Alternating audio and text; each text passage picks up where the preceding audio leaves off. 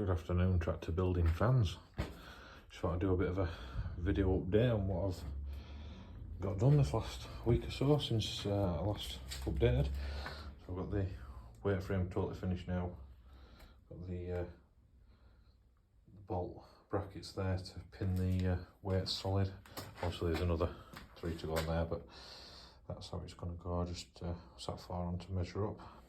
Put a little hitch there for recovery purposes, or strapping it to a wagon or whatever. Obviously all these bolts, they're all just temporary, so they all need sorting out when I take it all off to paint it.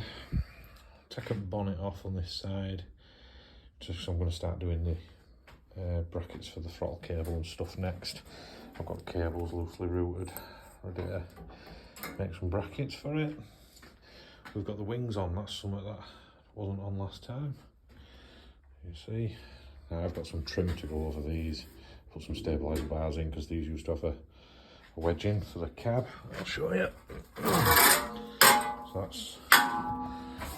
that was something like that there originally, so we've got rid of that.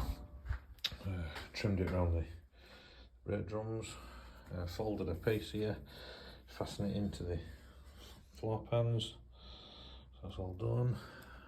Throttle lever bracket there for that, steering wheel on, seats on, that's all done. Made a new frame for it to fasten on the hydraulic top there, put the backrest onto the back of the roll there. Exhausts on.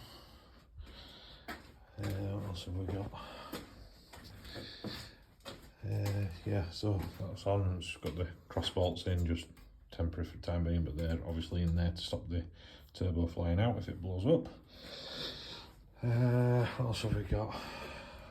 Gear lever lock to lock in gear so don't jump out. I don't know if I showed you on that last one or not. The main thing is at the back. So I've made detachable wheelie bars. So these are fully height adjustable and also removable. So basically they go on to the end of the lower links, and then they've got these 2 stabiliser bars that go up to the top of the drawbar mounting, and then they clamp over the lower links here where it joins to the tractor. As you can see, it's solid, it doesn't move either direction, it doesn't lift, it doesn't go down. New check chains, so when check chains are tight, drop links are tight, that is solid, doesn't move anywhere. Lift arms are not actually holding anything in position, just the tie bars are holding it in position. So if you take out the tie bars, you can lift the arms with them still attached. So theory is, because obviously when you're loading it on a bucket wagon and stuff, they catch on the floor. So take the links out, lift the arms up, they'll stay where they are, lower them down to whatever height you want them set at, put the bars in, lock them off, jobs are good. And so yeah, so that's oh, I've also pulled the PTO shaft out. It is going back in, but the seal was damaged and leaking. That's in the end of that housing there. I've ordered a new seal, it hasn't come yet, so that's to do. We've got the shaft units there stood up, ready to go back in when the new seal comes. So next job now is make a fuel filler to attach to the new tank that I put in. Get that in place before I take any of this back off. And then once that's done and in place, it's take all the tin weight back off, turbo off, exhaust off, bottom F tank weights off, back wings then it come off, seat needs to come off, and the wheelie bars need to come off, and then it's a case of prepping all this ready to be painted. So I'm going to have to prep all the engine, the chassis, the gearbox, the axles, all the front end, all to be done in Ford Blue.